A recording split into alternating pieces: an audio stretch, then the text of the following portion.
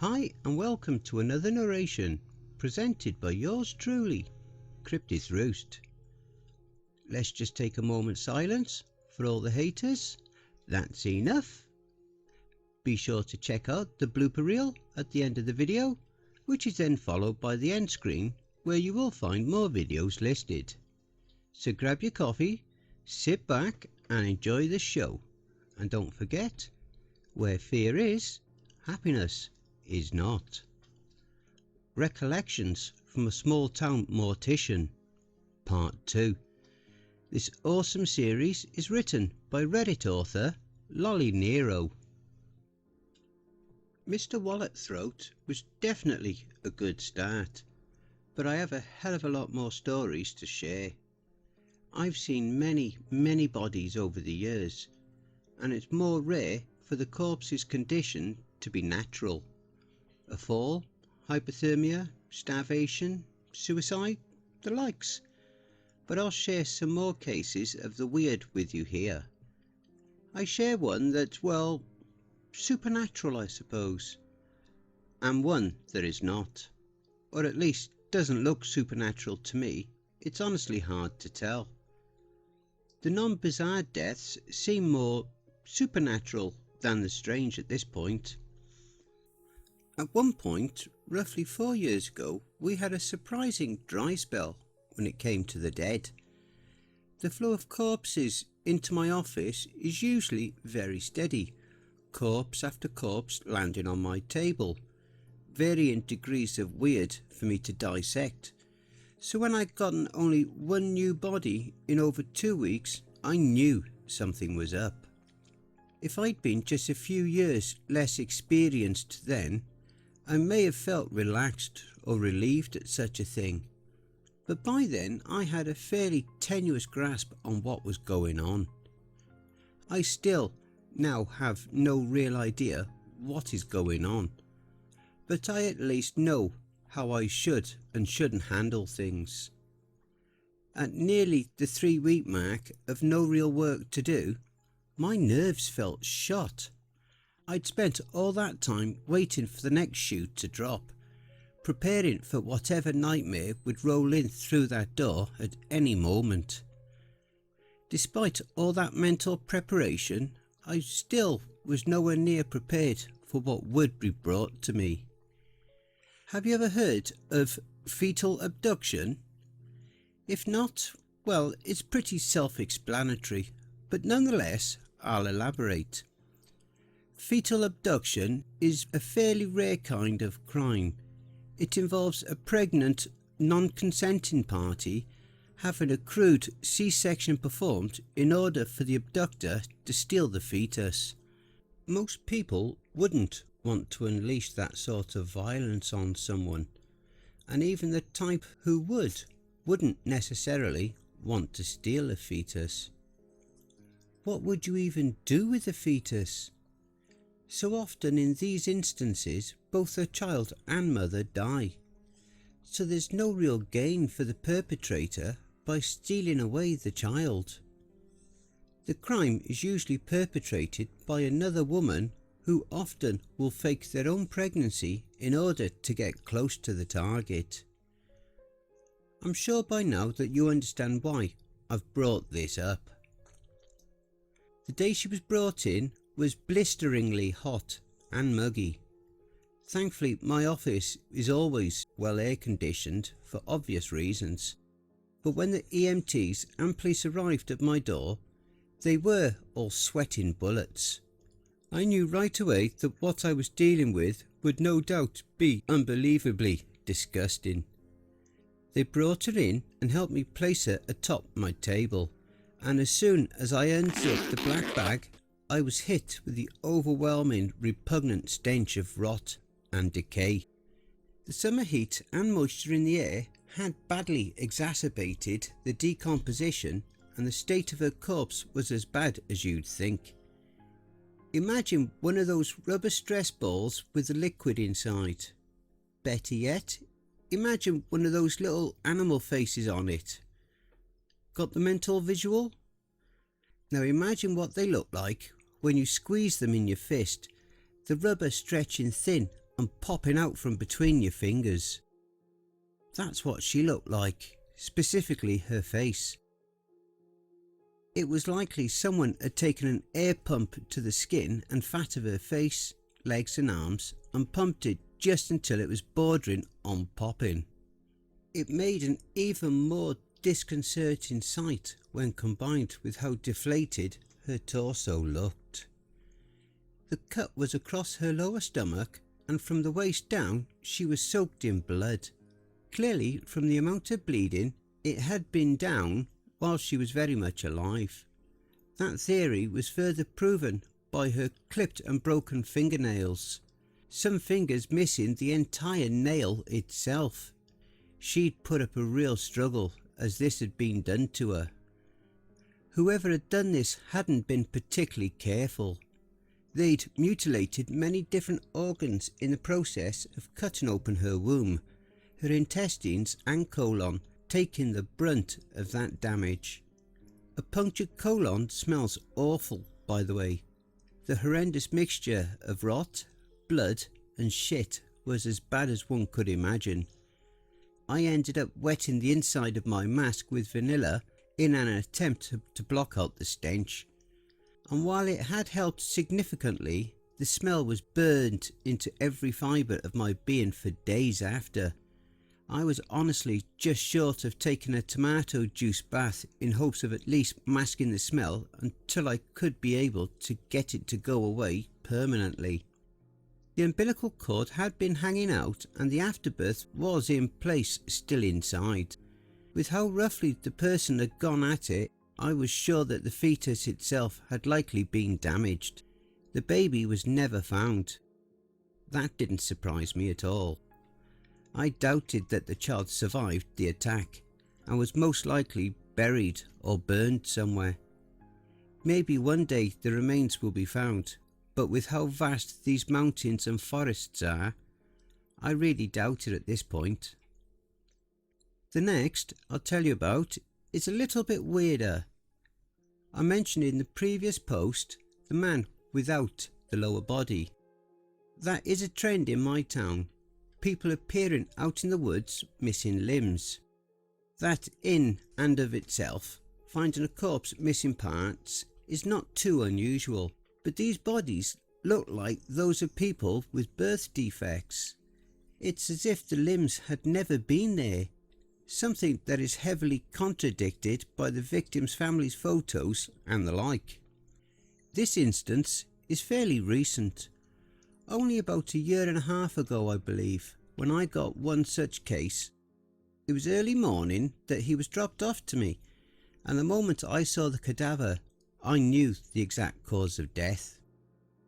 From the neck down, his body was spotless. There was no sign of injury, no bruising, no broken bones, not even a scratch from a bush. If it weren't for the fact that the top of his neck was only smooth, unblemished skin with no head attached, I'd have figured the guy would be alive. A person obviously cannot live without a head, and while it isn't unheard of for tragic birth defects that cause a fetus not to develop a head to occur, they are just that, fetuses. This was a fully grown, developed adult man. You can't just live 30-some years with no head. That isn't how it works. It was so beyond bizarre. I haven't seen something quite like it since. Just like every other corpse, he was shuttled away by the sheriff to wherever he's from. I never did learn who the guy was. The guy was entirely nude when he came in, so there was no form of identification on him. If I recall correctly, they found him down in a small ravine. I'd say he must have fallen down into it, or perhaps even climbed, but that would have ended in some sort of bruising somewhere on his body, whether it be the hands and feet from the climbing, or his back, or whichever body part would have hit the rocks below. There should have somewhere been some sort of damage, and yet he was fine from the neck down. The head never ended up getting sent to me, which could mean that it was never found, or that the sheriff came to the conclusion that taking that route wasn't necessary. If it was found, I would have preferred to be able to take a look at the thing, to analyse it, and see if there was any damage to it. Maybe someday in the future I'll be able to get my hands on one of these disappearing limbs, or at the very least get to know where they are ending up, who or what is taking them. Okay, so there was a whole lot of interest in my screaming undead guest, which is totally understandable.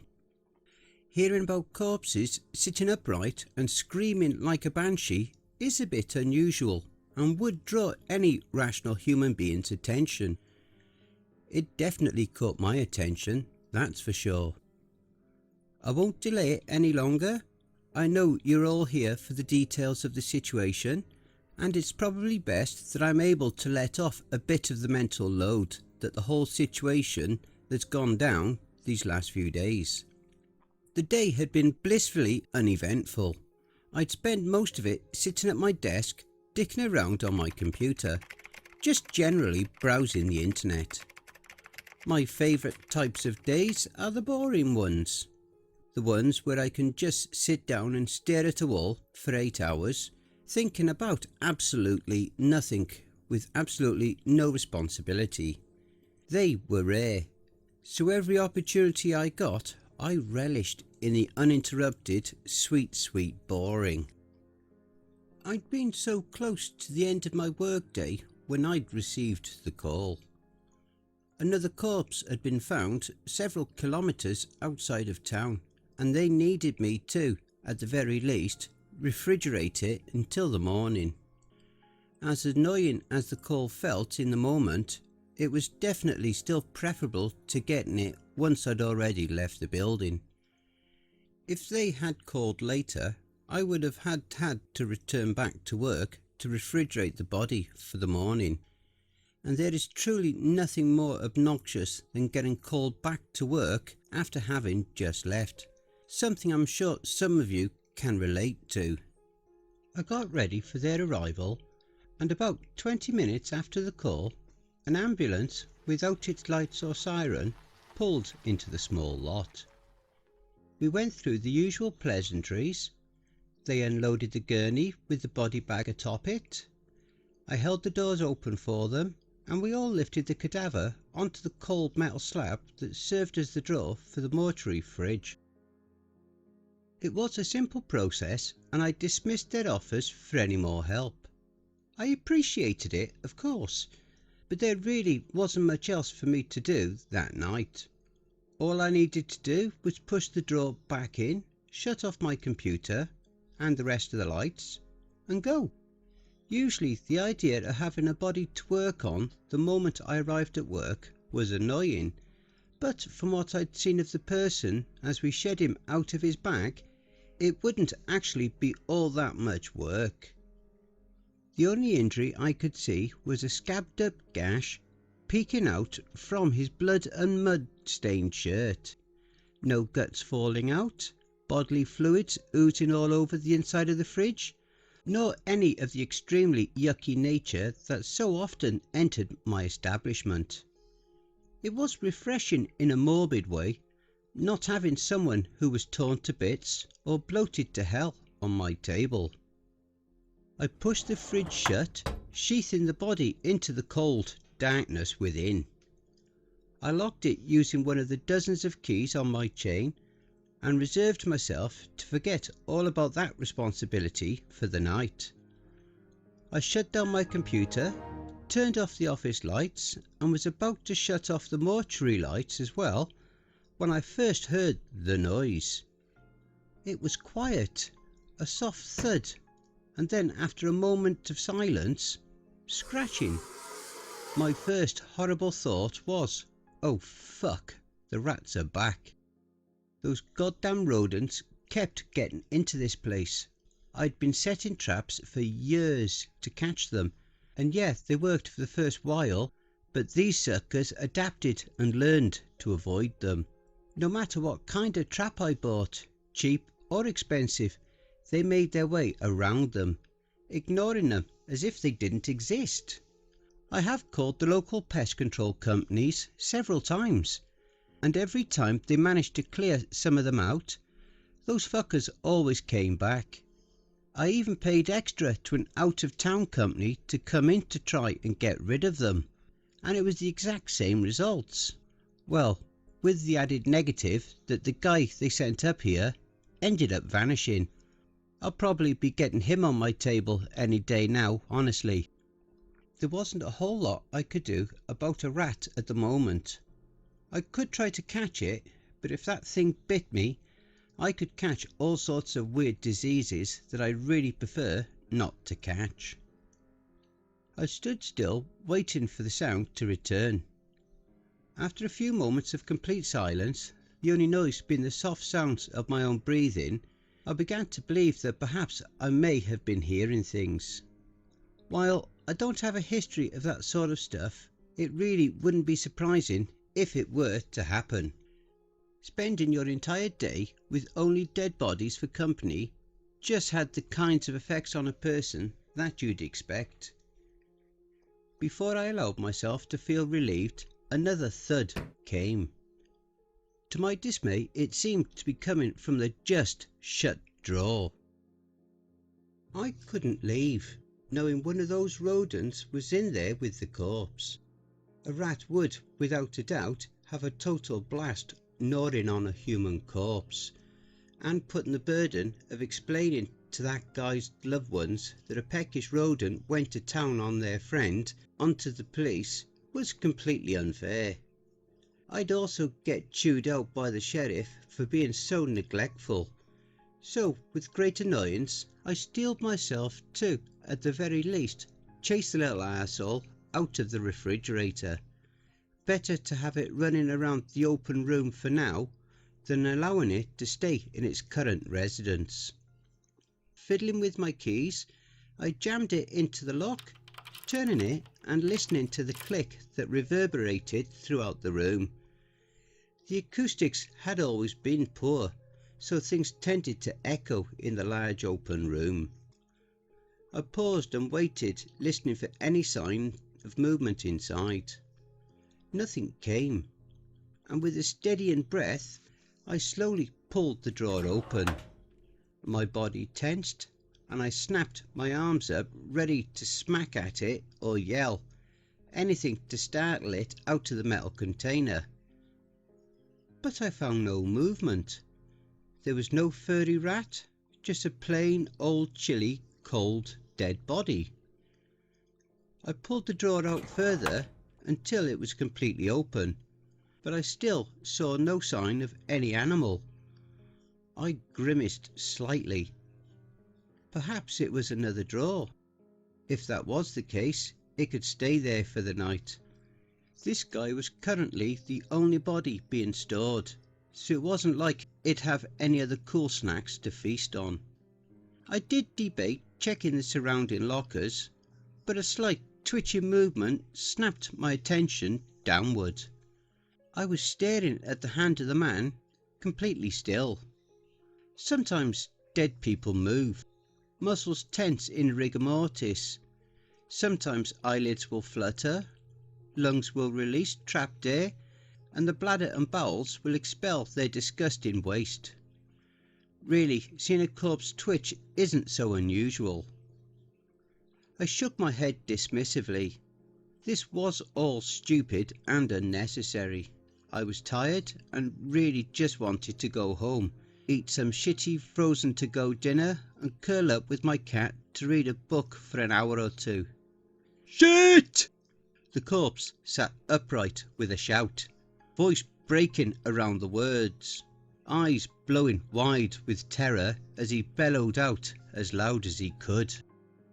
Now look, I'd like to say that I reacted rationally to this situation, that perhaps I replied some professional words to convey my surprise and confusion at the once very, very dead body that now sat ramrod straight in front of me. Sometimes people get mistaken for dead. It's much less frequent these days due to modern science being able to nip accidental burials in the bud. But every once in a while, usually in places which didn't have much access to the necessary tools to assess someone thoroughly. This, though, was not the case whatsoever. "Fuck!" I shouted in surprise. My body moved entirely without my brain's permission, and my fist went flying. I popped the guy right in the nose, sending his head flying back and smashing hard into the slab beneath him. The noise was hollow and echoed around the room, bouncing off the walls and ringing like a gong. He was still. I was still. I was frozen in place because he wasn't moving. I feared the worst, that I'd hit the guy so hard I'd killed him. But that thought was soon washed away by something significantly more concerning. The gash that had been on his chest just earlier seemed to be healing. The best way that I can describe what I saw was like it was a time lapse of a cut healing. Look one up, you'll get what I mean. The flesh mended itself, discoloration of the skin fading away to instead take its more natural peachy colour, the paleness in his face revitalising, blood seeming to flow. It looked almost as though frames were being skipped. It looked entirely unnatural to the human eye, like someone had turned the quality down on my sight as I analysed it. As the wound skipped from gaping wound, dark scab to pale, years-old looking scar in the matter of moments. I knew that I for a fact had not killed the guy with my hit to his face. When the wound had finally finished its fast-forwarding, a slow, thick glob of blood oozed from his left nostril and down his face. I checked the guy for a pulse, and indeed he had one. It was steady, definitely not what it should have been considering the grievous wound he'd just had. I couldn't leave him there, so I didn't. I ended up staying put in the building, sitting in my office with the door wide open to listen for any sign he was waking up again. In those few hours I typed up the first part while waiting for him to regain consciousness. I've had some weird shit go down in my building, but I think that this whole situation may take the cake, kind of, by a long shot. He's woken up a few times, but making conversation with zombie not zombie is a lot like talking to a drunk brick wall. He's lethargic and can't seem to speak properly, like his mouth can't really keep up with his brain. I got a lot of "where am I?" and "who are you?" but once I told him what he was requesting to hear, it was like his brain went off and shit itself. I'm not entirely sure what I'm meant to do. I'm debating calling the sheriff at the moment, but I'm concerned what will come of that. I'm just as guilty, as complicit as everyone else in this shithole, but I can't send this guy away to them in good conscience. I'm not superstitious, I promise, but I do see what's going on here. I've turned a blind eye to these thinly veiled cover-ups for so long, and I'm unsure whether I should continue to, in this instance. I'm going to mull it over some more, and I'll see what I can do. I wish I had someone in my corner right now. I wish that someone was Williams, and maybe he should be. I need to think it all over properly. If anyone has any advice about how to proceed with this situation, it'd be really appreciated. I guess you, my readers, are in my corner, I guess. You are the only ones who I can confide this all in, after all. Esme Hall, 2016, October 15th. And I hope you all enjoy the following blooper reel. If I'd been just a few years less experienced then,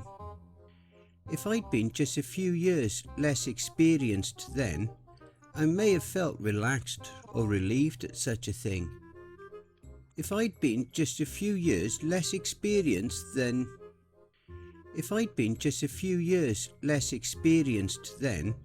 I may have felt relaxed or relieved at such a thing. They'd mutilated many different organs in the process of cutting open her womb, her intestines and colon taking the brunt. No, because they don't smoke a joint. They'd mutilated many different organs in the process of cutting open her womb, her intestines and colon taking the brunt of that damage. I mentioned in the previous post the man with the lower body. No. I mentioned in the previous post the man without the lower body. If it weren't for the fact that the top of his neck was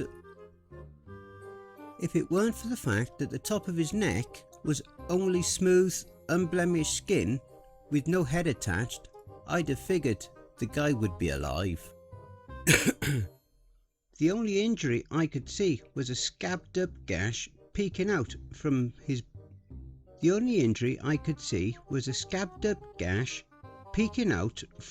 blood and mud stained shirt. This was all stupid and unnecessary. And I hope you all enjoy the following blooper reel. Hey family, please be so kind as to throw punch the like button and smack the ass of the subscription button as well. And remember to chokehold that notification bell and then select all. That way you'll receive all notifications each time I upload a new video. And by subscribing you'll be the first to see all of our new spooky creepypasta stories. A very big thank you to Loli-nero for allowing me to narrate this awesome story. Make sure to check out Loli-nero's Reddit for more brilliant stories. Also be sure to check out the Loli-nero playlist here for more of their stories that I have already narrated. I would just like to say a very big thank you to all of the authors that I have worked with and all the ones that I will work with in the future. So thank you all, my brothers and sisters. And why not hashtag cryptidsroost in your comments. If you would like to support the channel, I have an account at buymeacoffee.com. You can send your coffee donations, big or small, to that site. Link is below. Or via paypal.me/cryptidsroost. And don't forget to check out the end screen, see above. That will also list some more videos in my back catalogue. Take care everyone, and I hope you all have a wonderful and peaceful night. And don't forget, where fear is, happiness is not.